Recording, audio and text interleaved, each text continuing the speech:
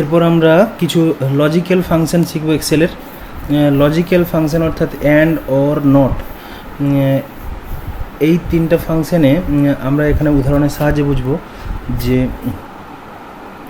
Equal to and first ব্র্যাকেটের মধ্যে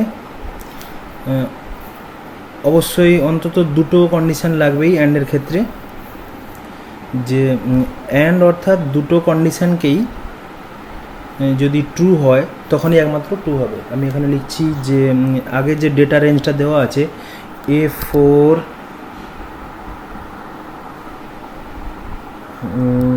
less than A5, এটা একটা কন্ডিশন দিলাম, কমা দিয়ে দিলাম, আরেকটা লজিক্যাল কন্ডিশন দিলাম A4 less than A6, A4 less than A6, first bracket শেষ, এন্টার। এখানে ট্রু এসছে, অর্থাৎ এখানে আমরা দেখব যে অ্যান্ড দুটো কন্ডিশন, এখানে কি এসছে যে A4 less than A5, A4 অর্থাৎ 50, A5 100, 50 100 থেকে ছোট, তাহলে এটা ঠিক। আবার A4 less than A6, A4 মানে 50, A6 মানে 200, 50 200 থেকে ছোট, ঠিক। অর্থাৎ দুটো ঠিক, তখন অ্যান্ড ফাংশনের স্টেটমেন্ট ট্রু এসছে। আমি যদি একটা ঠিক একটা ভুল দিই, আমি ইকুয়াল টু অ্যান্ড একটা ব্র্যাকেট দিলাম, আমি প্রথমে একটা কন্ডিশন দিলাম যে A5, প্রথমে যে কন্ডিশন দিয়েছি যে A4 লেস দেন A5, তাহলে এটা আমি দিচ্ছি, ঠিকটা দিচ্ছি। আরেকটা কন্ডিশন দিচ্ছি, মানে A4 অর্থাৎ 50 100 থেকে ছোট, ঠিকই লিখেছি। আরেকটা লিখছি যে 200 50-এর থেকে ছোট, আমি এটা ভুল লিখছি। কীভাবে মানে যে A6 লেস দেন A4, এই দুটো কন্ডিশন আমি এখানে দিলাম, দুটো কন্ডিশন দিলাম অ্যান্ডের ক্ষেত্রে। আমি এখানে কি দিচ্ছি, এন্টার দিলাম, এখানে দেখাচ্ছে ফলস। আচ্ছা, এখানে এই একই জিনিস অরের ক্ষেত্রে আমি চেক করব, ইকুয়াল টু অর, ফার্স্ট ব্র্যাকেটের মধ্যে সেই একই কন্ডিশন দিচ্ছি A4 less than A5,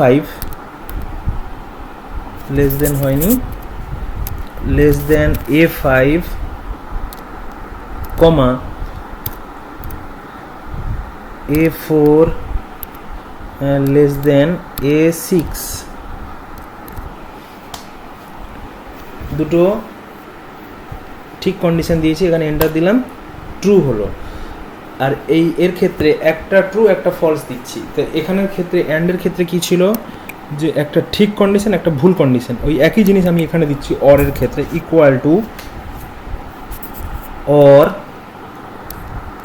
first ব্র্যাকেটের মধ্যে একটা ঠিক কন্ডিশন দিচ্ছি A4 লেস দেন A5, মানে 50 100 থেকে ছোট, কমা দিয়ে আরেকটা দিচ্ছি 200 100 থেকে বড়, 200 50-এর থেকে ছোট। তাহলে এখানে লিখবো A6 লেস দেন A4। তাহলে কি হলো, দুটো কন্ডিশন দেওয়া আছে, এটা ঠিক আর এটা ভুল, ইচ্ছাকৃতভাবে দিলাম একই জিনিস যেটা এখানে দিয়েছিলাম। এটাতে অর অ্যান্ড ফাংশন লাগিয়েছিলাম, এখানে অর ফাংশন দিয়ে এন্টার দিলাম, এখানে ট্রু দেখাচ্ছে। তাহলে এটাই হলো অ্যান্ড আর অরের মূল পার্থক্য। অ্যান্ডের ক্ষেত্রে যতক্ষণ না যতগুলো কন্ডিশন ভিতরে থাকবে, এর ভিতরে যতগুলো কন্ডিশন থাকবে সমস্তগুলো যতক্ষণ না ঠিক হয় ততক্ষণ এখানে ট্রু আসবে না, সবসময় ফলস দেখাতে থাকবে। আর অরের ক্ষেত্রে যে কোনো একটা কন্ডিশন ট্রু হলেই আমরা এখানে ট্রু পাবো। অরের ক্ষেত্রে এটা অথবা ওটা, যে কোনো একটা, অথবা, অরের অর্থ অথবা, অ্যান্ডের অর্থ এবং, মানে এটা এবং ওটা ঠিক হলে তবেই এটা ঠিক হবে। আর অরের ক্ষেত্রে অথবা, মানে এটা অথবা এটা, যে কোনো একটা ঠিক হলেই আমি ট্রু পাবো, আউটপুট ট্রু পাবোই। তাহলে এটা হলো অ্যান্ড ফাংশন আর অর ফাংশন। আর নট ফাংশন কি, যে নট ফাংশন অর্থাৎ কন্ডিশনটা যা রিপ্লাই করবে তার উল্টো আউটপুট দেবে। যে আমি এখানে লিখলাম ইকুয়াল টু নট, আমি দিচ্ছি কি একটা ফাংশন দিচ্ছি A4 less than A5, A4 less than A5, তাহলে এই কন্ডিশনটাতে কি আছে, A4 A5, এই কন্ডিশনে A4 অর্থাৎ 50, A5 অর্থাৎ 100, মানে এটা ঠিক লিখেছি আমি, 50 100 থেকে ছোট, এটা ঠিক লিখেছি, কিন্তু এখানে নট দেওয়া আছে, আর মানে এটাকে বলবে ভুল, তার মানে এখানে আউটপুট আসবে ফলস। আমি যদি ঠিক লিখি তাহলে ভুল আসবে, আর যদি ভুল লিখি তাহলে ইকুয়াল টু নট, ফার্স্ট ব্র্যাকেটের মধ্যে দিলাম যে 100 আর 200 সমান, যে A5 ইকুয়াল টু A6, এটা লিখলাম। এটা কি লিখলাম? ভুল লিখলাম। A5 আর A6 এ কি আছে? A5 আছে 100, A6 আছে 200, তাহলে 100 সমান 200, 100 200 সমান কোনো দিন হতে পারে না, এটা ফলস। তাহলে এখানে যদি এন্টার দিই এখানে আসবে ট্রু, কারণ নট ফাংশনের এটাই কাজ, আউটপুট যা হয় তার উল্টোটা আমাকে আউটপুট দেখায়। তাহলে এটা গেল এই তিনটা ফাংশন। তাহলে অ্যান্ড ফাংশনের ক্ষেত্রে অবশ্যই দুটো কন্ডিশন দেব, সে কন্ডিশনগুলোতে যদি সমস্ত কন্ডিশনগুলোই ঠিক থাকে তখনই একমাত্র ঠিক দেখাবে, আর অরের ক্ষেত্রে যে কোনো একটা কন্ডিশনই ঠিক হলেই আমি আউটপুট ঠিক পেয়ে যাব। আর নটের ক্ষেত্রে, নটের অর্থ যে কোনো কন্ডিশনে আমি যদি নট ফাংশন ইউজ করি, কন্ডিশনটা যদি ট্রু হয় সেটা ফলস হয়ে যাবে, যদি ফলস হয় সেটা ট্রু হয়ে যাবে। তাহলে এটাই গেল, এটাই হলো আমাদের লজিক্যাল ফাংশনগুলো। এরপরে আমরা আসছি ডেট ফাংশনের ক্ষেত্রে। এখানে ডেট ফাংশনের ক্ষেত্রে যদি কোনো কলামে আমি ইয়ার মান্থ ডেট নিয়ে রাখি, যে আমি এটা 2000 রাখলাম, মান্থ রাখলাম 6 মাস, আর ডেট রাখলাম 22, তাহলে আমি যদি এখানে ডেট ফাংশন ইউজ করি ইকুয়াল টু ডেট, ডেটের সিনট্যাক্স হলো ডেট ব্র্যাকেটের মধ্যে ইয়ার মান্থ ডে। তো ইয়ার মান্থ ডে, ইয়ার আছে আমার C6 সেলে, C6 সেল কমা D6, সরি C6 নয়, এটা G6, G6 সেল কমা H6 কমা I6, ফার্স্ট ব্র্যাকেট শেষ, এন্টার করলাম, তাহলে 22/6/2000 এই এটা এসছে, আমার ডেটটা আমি এখানে পেয়ে যাব। তো আমি অন্যভাবেও দিতে পারি equal to date, equal to date দিয়ে আমি যদি ইয়ার মান্থ এর মধ্যেই দিয়ে দিই, যে আমি দিচ্ছি 2013 কমা দিয়ে 7 মাস কমা দিয়ে 30, ফার্স্ট ব্র্যাকেট শেষ দিয়ে এন্টার করি, তাহলে 30/7/2013 এভাবেও আমরা ডেট পেতে পারি। তো আমি যদি এখানে যদি কোনো সেলের মধ্যে যদি আমি কোনো ডেট ইয়ার দিয়ে রাখি, যে যেমন 2019, এখানে হচ্ছে 10 কমা 12, এখানে যদি দিই, এখানে দিচ্ছি ইকুয়াল টু ডেট, ফার্স্ট ব্র্যাকেটের মধ্যে ইয়ার পাচ্ছি G11 কমা H11 কমা I11, ফার্স্ট ব্র্যাকেট শেষ, এন্টার। তো আমি এখানে ডেটটা পেয়ে যাচ্ছি। একইভাবে আমি যদি আওয়ার মিনিট সেকেন্ড এখানে দিই, যে 16, যে আমি এখানে আরেকটা জিনিস বলতে ভুলে গেলাম,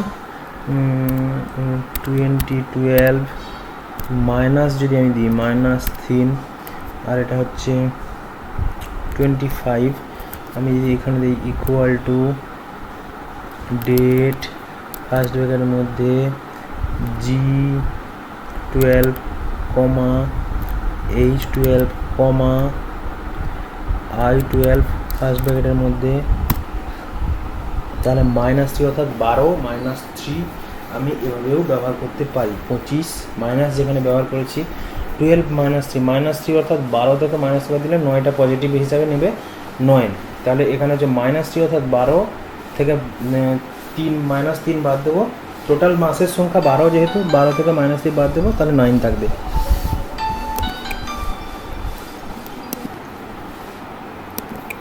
একইভাবে টাইমের ক্ষেত্রে আমি যদি এখানে দিই 16/6/32, তাহলে আমি যদি এখানে ইকুয়াল টু টাইম, ফার্স্ট ব্র্যাকেটের মধ্যে যদি আমি আওয়ার মিনিট সেকেন্ডের অ্যাড্রেসগুলো দিই, L6 কমা M6 কমা N6 দিই, ফার্স্ট ব্র্যাকেট শেষ, এন্টার, তাহলে টাইম পাচ্ছি 4:06 PM। তাহলে এটা টাইম ফাংশনের কাজ, যে আমি ওর মধ্যে ইনপুট করে দিলে সেটা ডেট হিসাবে পাবো এখানে ডেটের ক্ষেত্রে, টাইমের ক্ষেত্রে টাইম হিসাবে পাবো।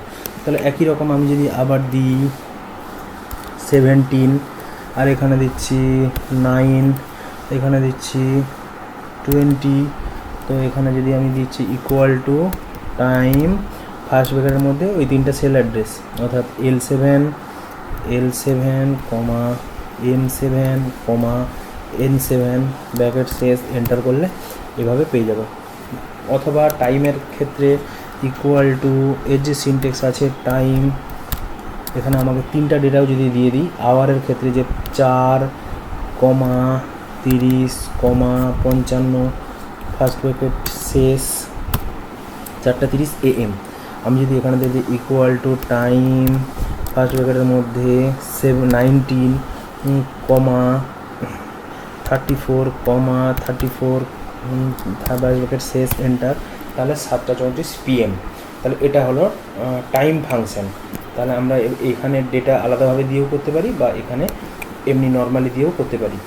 নাও ফাংশন হলো এমন একটা ফাংশন যে কারেন্ট ডেট টাইমটা দেখায়, এখানে ইকুয়াল টু কারেন্ট ডেটটা দেখায় equal to now NOW first bracket শুরু শেষ। এটা সবথেকে সহজ ফাংশন, যে আমি যদি নাও লিখে এক্সেলে আমি এন্টার করি তাহলে আজকে ডেট এবং টাইমটা, কারেন্ট টাইমটা এখানে ডিসপ্লে করবে।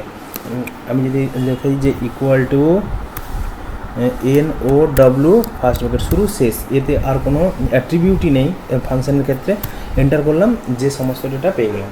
তাহলে এটা হলো নাও ফাংশন। আচ্ছা, এখানে আমরা আরও কিছু ফাংশনের ক্ষেত্রে আসি, যে ফাংশনগুলো সম্পর্কে আমাদের এক্সেলে অবশ্যই জানতে হবে। প্রথমে আসছি কনক্যাটেনেট, আপার ফাংশন এবং লোয়ার ফাংশন। এগুলো হলো ক্যারেক্টার ফাংশন বা স্ট্রিং ফাংশন বলা হয়। এগুলো মানে ডেটার উপরে কাজ করে, ক্যারেক্টারের উপরে কাজ করে। এই তিনটা ফাংশন আমরা শিখব। প্রথমে আসছি কনক্যাটেনেট ফাংশন। কনক্যাটেনেট ফাংশন হলো যোগ করা। যদি দুটো সেলে দুটো ডেটা থাকে, যেমন ধরো নাম টাইটেল যদি থাকে, যে আমি একটা সেলের নাম আছে, একটা সেলের টাইটেল আছে, আমি যদি একটা কোনো পার্টিকুলার সেলে ওর দুটোকে একই সঙ্গে দেখতে চাই, তখন আমরা কিভাবে করব? এটা কনক্যাটেনেটের সাহায্যে করতে হয়। ইকুয়াল টু কনক্যাটেনেটের মধ্যে আমি যে দুটোকে যোগ করব, যে দুটো সেল, যে A6 A7 দিলাম কমা দিয়ে, এখানে ডবল কোট দিলাম, একটা স্পেস বা দুটো স্পেস দিয়ে আবার ডবল কোট দিলাম, মানে এটা স্পেস দিলাম, মানে তিনটা সেল, এখানে তিনটা জিনিস যোগ করছি। A6 সেল যোগ করছি, তার সঙ্গে একটা স্পেস যোগ করছি, তার সাথে A7 সেল যোগ করছি, A7 ব্র্যাকেট শেষ, এন্টার। দুটো এই ডেটাটা আমরা এখানে এই ডেটাটা পেলাম। আমি যদি এটা না করতাম, স্পেসটা না দিতাম, তাহলে কী হতো? ইকুয়াল টু যে কনক্যাটেনেট CATENATE কনক্যাটেনেট, আমি এখানে দুটো ডেটাই দিতাম, যে A6, A7 ফার্স্ট ব্র্যাকেট শেষ, এন্টার করলাম। যে এই দুটোর মাঝে কোনো স্পেস পাচ্ছিলাম না, সেই জন্য আমরা মাঝে একটা স্পেস যোগ করেছি। সেটা কীভাবে যোগ করেছি? যে A6 দিলাম, এটা A6 সেলে সচিন আছে, কমা দিলাম, তারপরে একটা স্পেস দিয়েছি, ডবল কোটের মধ্যে ওই স্পেসটাকে রেখেছি, আবার কমা দিয়েছি, আবার A7 যে সেলের মধ্যে আমাদের টাইটেলটা আছে সেই সেলটাকে এখানে লিখেছি। সেই জন্য আমার এই নাম টাইটেলের মধ্যে স্পেসটা এসে গেছে। তাহলে এটা হলো কনক্যাটেনেট ফাংশনের কাজ। আচ্ছা, এরপরে আসছি আপার ফাংশন। আপার ফাংশনের কাজ খুবই সিম্পল।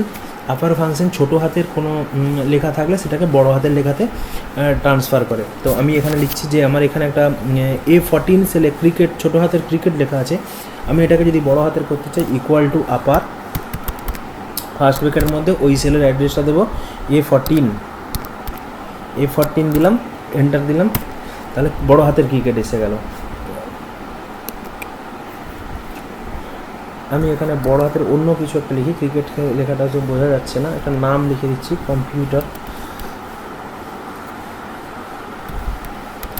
এখানে ডেটা থাকলো, আমি এই লেখাটাকে ছোটো হাতের করতে চাচ্ছি, তাহলে আমি লোয়ার ফাংশনে যাব, ইকুয়াল টু লোয়ার, এর মধ্যে লিখবো এই সেল অ্যাড্রেসটা A12, কম্পিউটারের সেল অ্যাড্রেস A12, এন্টার দিলাম, তাহলে ছোটো হাতের কম্পিউটার লেখাটা এসে গেল। আমি এটা এভাবেও লিখতে পারি, ইকুয়াল টু আপার ফার্স্ট ব্র্যাকেটের মধ্যে আমি যদি এখানে ছোটো হাতের কোনো লিখে দিই, CRICKET, ছোটো হাতের ক্রিকেট লিখলাম এখানে ডেটাতে, এন্টার দিলাম,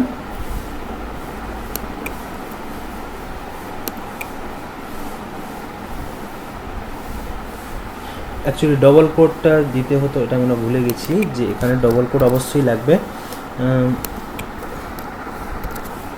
ইকুয়াল টু ক্রিকেট দিয়ে এন্টার করলাম, তাহলে এখানে ক্রিকেট এসছে। আমি যদি এখানেও লোয়ার করতে চাই, ইকুয়াল টু LOWER, যে কোনো ডেটাকে এর মধ্যে লিখতে হলে ডবল কোড লাগবে। এখানে লিখবো কি কম্পিউটার, বড় হাতের কম্পিউটার লিখবো, আর ছোটো হাতেরটা আউটপুট আসবে।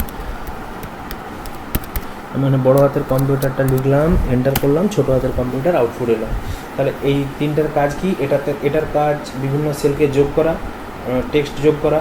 আপারের কাজ বড় হাতের অক্ষর তৈরি করা, আর লোয়ারের কাজ ছোটো হাতের অক্ষর তৈরি করা। তাহলে এটা গেল আমাদের